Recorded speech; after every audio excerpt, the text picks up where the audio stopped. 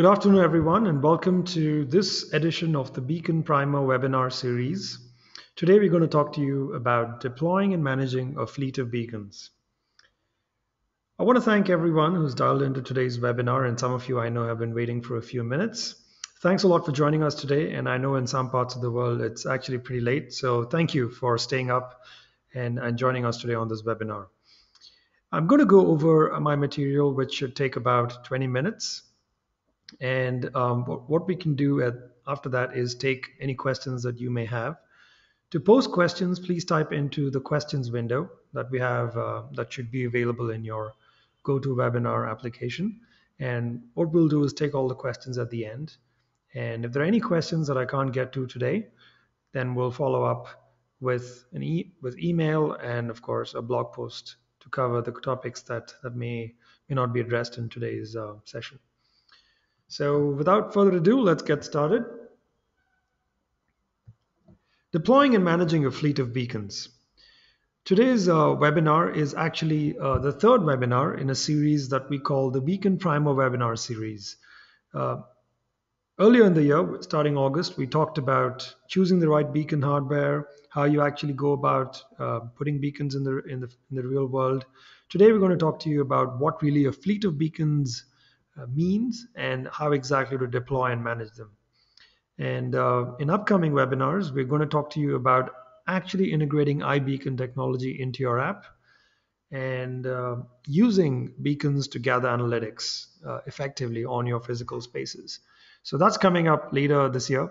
But for today, let's talk about fleet management. Before I jump into fleet management, of course, we're going to just spend a few minutes talking, just refreshing our memories on what exactly beacons are about.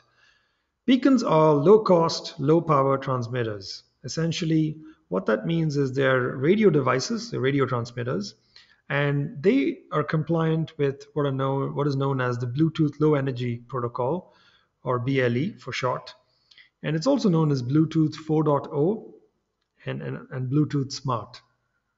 Now, essentially what a beacon really does is transmit a radio signal, and it helps a mobile device detect its proximity to the beacon or the transmitter in question. And that's essentially how you get the idea of microlocation, which is your location inside a room or at a granularity which is much better than GPS, which could be a few feet, could be even 1 foot. So that's what really beacons do. And how beacons work is pretty simple. A beacon is transmitting a bunch of numbers in the form of a packet, which is then received by the mobile device. In this case, it could be a mobile, it could be a smartphone, it could be a tablet, or anything that really supports the BLE standard and has a Bluetooth receiver on it. Now, all that's really being transmitted is a bunch of numbers, as I just described.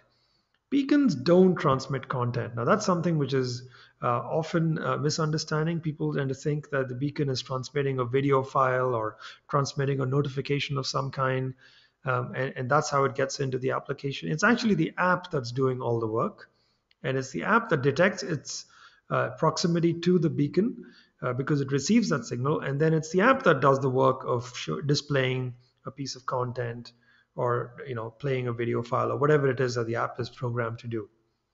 And that's really how beacons work. So those are the basics, right? And the received signal strength that the device essentially captures, the mobile device, that can be used to determine a broad distance range or some kind of zone, whether you're very close to the beacon or far away from the beacon, or somewhere in between. So within 0.5 or 2 meters, or greater than 20 meters, for instance. So those are how beacons work. In today's webinar, I'm going to talk to you about installation. How do you actually, install your beacons in a given space? Your space may consist of a number of floors in a building, or it may be many different buildings, or for that matter, you may be spread out across different cities and in very diverse locations. So how do you go about doing installation? Now, installation of beacons, because they're radio devices, there's the problem of tackling interference from other radio devices. So that we'll talk about next.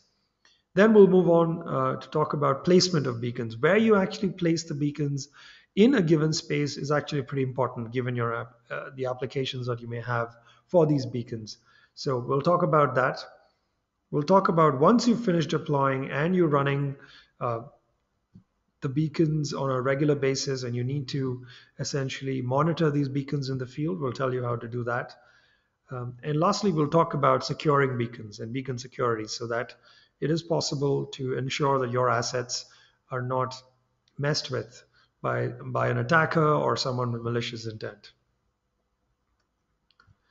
Installation. Now, the first thing that you got to do when you're going to install beacons is to actually choose the hardware that you're going to use in the space that you have. Now, in some cases, your space may be so big that there are some beacons that you're going to place inside or indoors. You're going to place some beacons outdoors because it may be a stadium of some kind or something like that, or even an outdoor mall. So it's important to procure the right hardware. And hardware can be of different types. In a previous webinar, we actually went into the details of the different kinds of beacons that you can buy out there.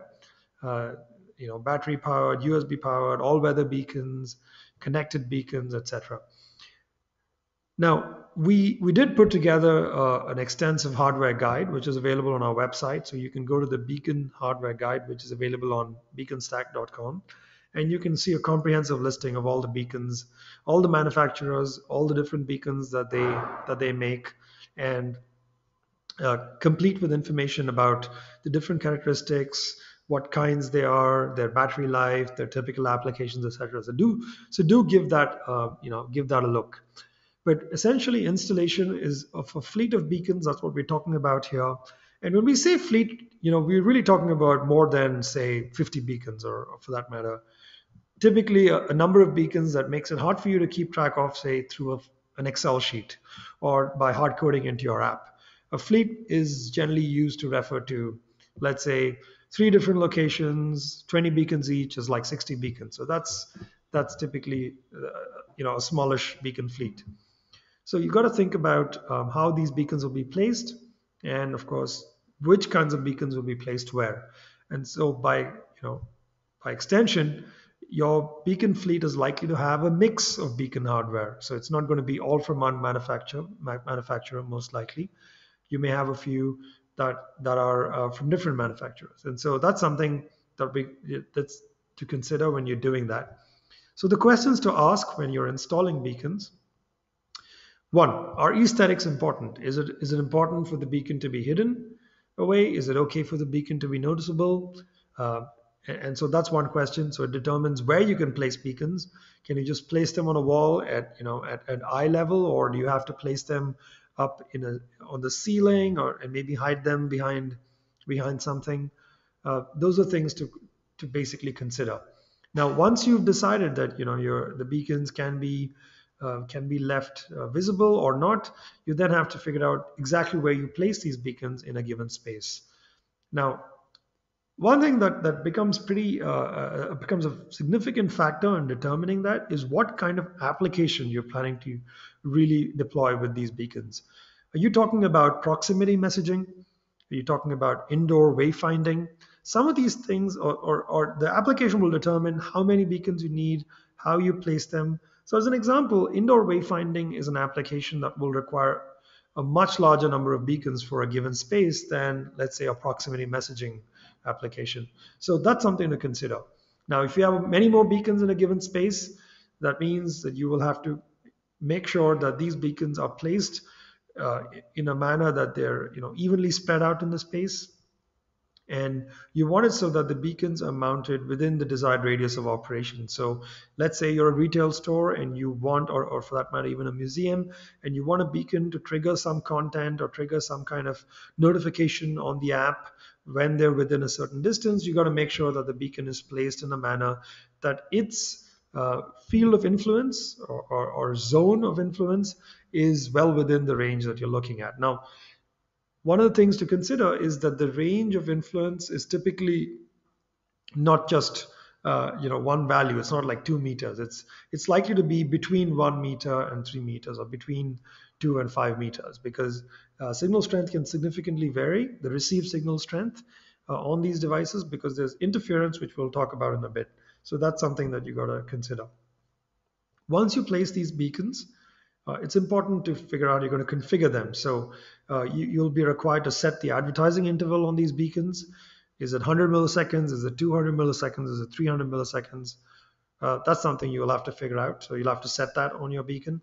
And you'll also have to set the transmission power on the beacon so that you can get the exact signal strength that you want in the given zone. I'll give you an example. Suppose you have a beacon which is seeing a lot of interference, or its signal strength is dropping significantly because of interference from a metallic surface, or for that matter, interference from the Wi-Fi signal. In that particular beacon's case, once you've measured its profile, signal strength profile around the beacon, you may need to set a much larger value for the transmission power and perhaps a higher advertising interval, just to make sure that the beacon operates as intended in the application that you're deploying. So those are some of the things to take care of when you're installing the beacon. We talked about interference earlier, and essentially the reason interference comes into picture is because beacons are, after all, radio transmitters. So these radio signals, they can be, after all, absorbed by various media, so air, water, human bodies, all of these absorb radio signals. And so what we recommend you do is, once you've placed the beacons, you actually figure out what the real signal strength profile is. So measure it.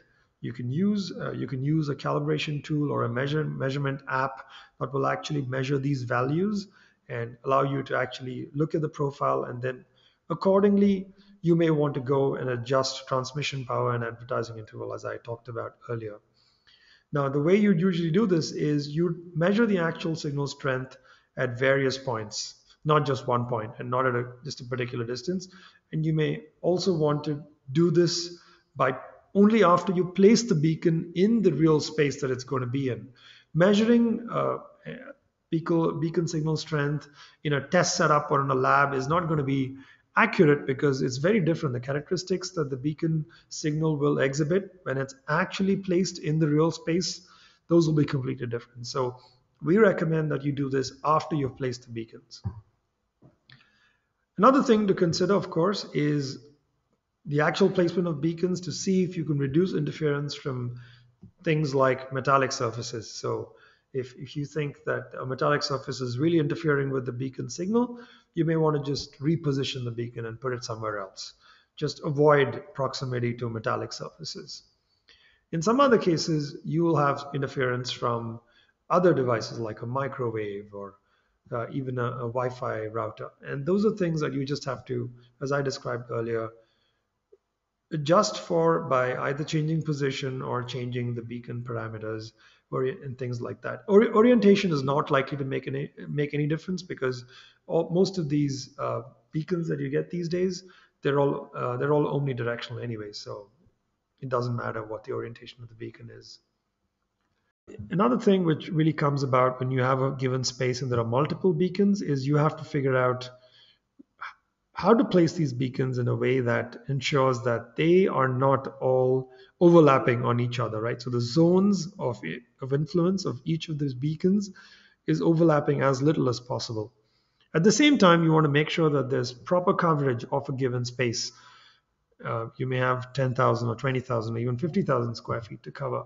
So if, let's say, you're a large retail store, chances are that you have a large number of aisles, and all of these aisles need to be covered and they have different products on them. And so it becomes important to place enough beacons. And so that's how you can end up in a situation, as this diagram shows you, that you have two racks that are fairly close to each other. Now, if you place two beacons and they're really close to each other, then you'll have the zone overlap problem. There are many ways of dealing with overlapping zones. One is to just reduce the amount to which two beacons will overlap. So you change position, you change transmission power, you change some of these characteristics so that the beacons interfere very little.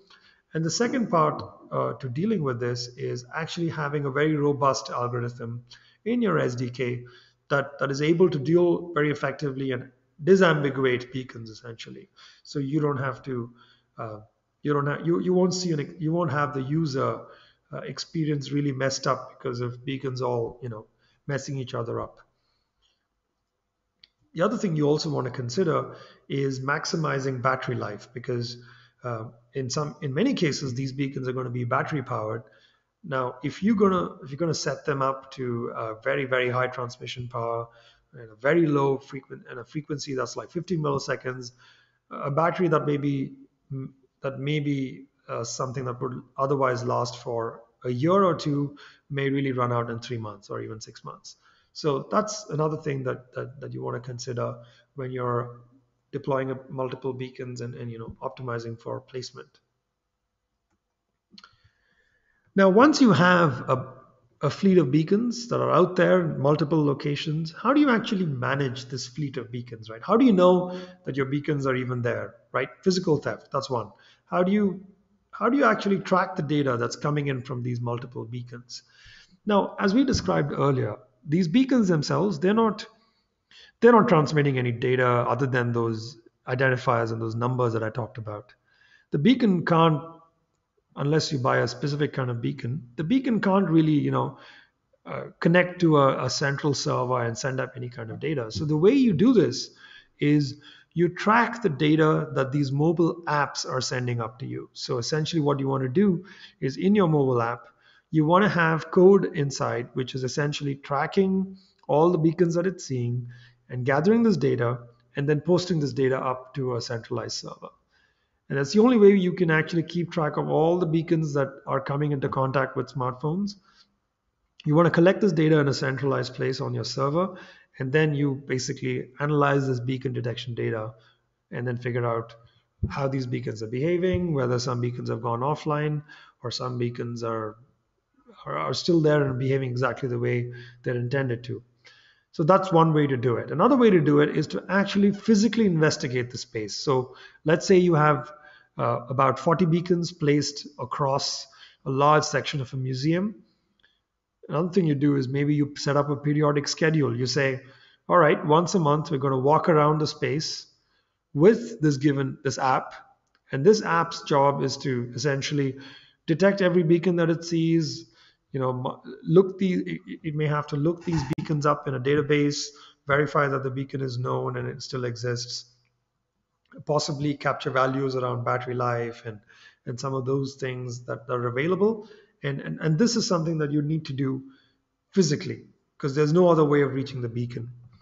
And so those are some of the challenges of maintaining a fleet of beacons. And what we recommend is to make this part of your regular uh, IT administration, right? So it's make it a bunch of tasks, have a checklist, and make sure that these beacons are, being investigated either through offline data analysis or through physical investigation. Now, physical investigation is sometimes necessary because you may have theft. The beacon may have vanished, and you may have no idea that it's really gone. And sometimes the fastest way of knowing that is to have someone walk around and see if they see the beacons. Some of the bits of data that you can collect from your fleet is battery level. You can also collect other data that may be transmitting, like temperature and any accelerometer values. Anything that the beacon has that can be collected. And you can also do general housekeeping. You can tag these beacons. You can look them up in a database. You can see which ones are being most useful, and that's all part of analytics. So it's not really fleet management, but it kind of crosses over into that realm as well. So that's how you would do beacon monitoring in the field. And ideally, you have a software platform that's helping you do this, right? Because otherwise, you'd have to write all this code yourself. All of this code would have to be inside your app, or for that matter, you'd have to write the app which does this yourself. So you want to pick a software platform that helps you accomplish this. Moving on, and at this point, we'll talk about something which is fairly important, I'm sure, to many of you, because if you're going to invest in beacons, you want to make sure they're secure and they're not being hijacked and used for something else. So beacon security, what does that really mean? Beacons are, after all, they're pieces of hardware that actually have some firmware running on that chip. This firmware can be controlled, it can be configured, you can set values on it, you can read values off it. You can do a bunch of things, and so it's important to control access to the beacon's configuration and to the settings themselves. So what we recommend is You first of all pick a manufacturer who supports password based authentication, has an authentication mechanism for you to control access to the settings. Use a unique password for each beacon. Don't deploy using default passwords, because somebody will come along and just reprogram your beacon before you know it. So it's really important that you set up beacon passwords, unique passwords for each of them. And as I covered already, this is something that you want to do using a software platform. A software platform will handle the portion of generating randomized passwords, assigning them to beacons, and updating those beacons with those values. Another technique that is used by some beacon manufacturers is to change the major and minor numbers frequently, so that these numbers keep rotating and you don't always have the same number. So even if someone happens to listen in to these values, they change. So if they change, they'll have to listen again. But the second thing that is usually done along with this is that the numbers are encrypted, the major and minor numbers. So it's not possible to just listen to the traffic and then just sniff on these values. Another thing that your beacons or your beacon management system ideally should help you do is detect unauthorized authentication attempts. If someone's trying to break into your beacons or reprogram them, there should be some kind of notification that lets you know that this is happening. Since we have firmware running on these beacons, it is important that you update the firmware whenever the manufacturer rolls out an update. So it's important to set up a mechanism so you can roll out timely firmware updates and any other security patches that your manufacturer may recommend. So these are some of the aspects of beacon security. Many of the things that I've covered are ideally something that you would look for in a solution that you may be purchasing or for your deployment, or you'd ideally want someone to be responsible for this. This isn't something the application developer or the application really should be concerned with. So ideally, you have like a fleet management system or a beacon management system, which helps you address some of these challenges and helps you really run a very smooth deployment of a fleet of beacons. That's pretty much the main topics that I had in today's webinar. Before I come to the part where we go to the questions that you guys have for me, I just wanted to take a minute and talk about Beaconstac, which is our software platform for beacon-triggered proximity messaging and analytics on user behavior in mobile apps.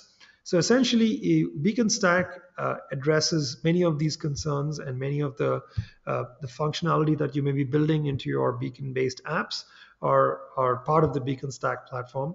What makes Beaconstac an interesting offering is that we have native iOS and Android SDKs, which you can integrate directly into your app. We have a cloud-based Beacon content management system, which allows you to control and specify and upload content into the cloud, what content is supposed to be associated with what beacon. All of that is done through a really nice and elegant user interface. We have a rule engine, which allows you to specify complex rules. And what is unique about our offering is that the rule engine is actually on the device, on the mobile device, and it can even work when it's offline and there's no connection to the internet. We also have third-party backend integration, so you can talk to a CRM or an e-commerce system through very elegant APIs and through essentially webhooks that are provided by Beaconstac. And lastly, Beaconstac is a beacon-agnostic software platform, which means that we work with beacons from all manufacturers. As long as you're iBeacon compliant, we can work with them. So check out Beaconstac. If you have a need for it, you can go to developer.beaconstack.com and sign up for a private beta invite. And that was pretty much what I had as far as the slides and the material for this week's webinar. But at this point, we're happy to take questions. And whatever questions you have, please type them into the questions window and we'll answer them one by one. So there's a question here which says that the official iBeacon specification does not allow you to set the advertising interval because it might impact the experience of the user if the advertising interval is too low.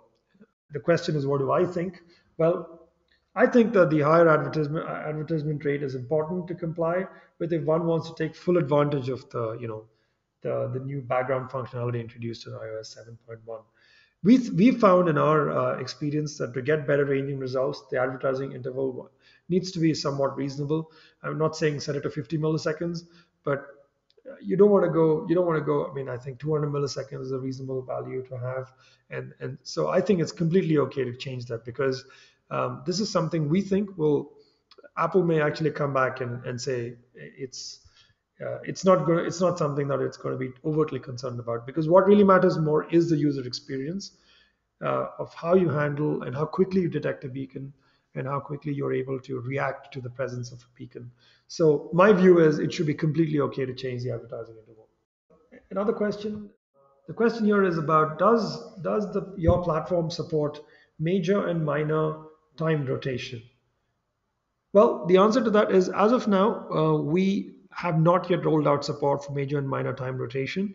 The reason for that is it appears that the ones doing the major and minor rotation seem to be a specific set of manufacturers, and we have not had demand for this yet. That being said, we are actually building that into our Beaconstack platform, and that is on the roadmap. So we expect to have this rolled out and available in our software platform over the course of the coming quarter. The next question is about the maximum reach of a beacon.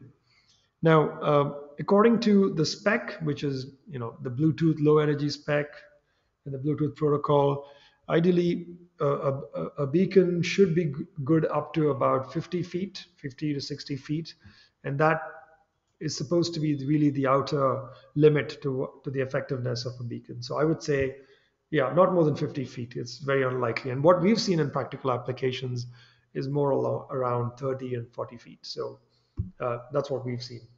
The next question is, are aesthetics really important when installing beacons? Well, to be very honest, the answer is rather subjective. If you ask a museum curator, I think they'll tell you yes, absolutely. Aesthetics are important, and it's very crucial that the beacon be visible or not be visible, as the case may be. But I think that if you ask some other industries or people in other industries, they're likely to not feel as so strongly. So I think it really depends. It depends on the industry you're working in. We somehow don't believe that it needs to be one way or the other. So we think it's perfectly fine for beacons to be hidden, and it's perfectly fine for them to be visible if that's what it is that you want. So I guess that's pretty much all we had time for in today's session.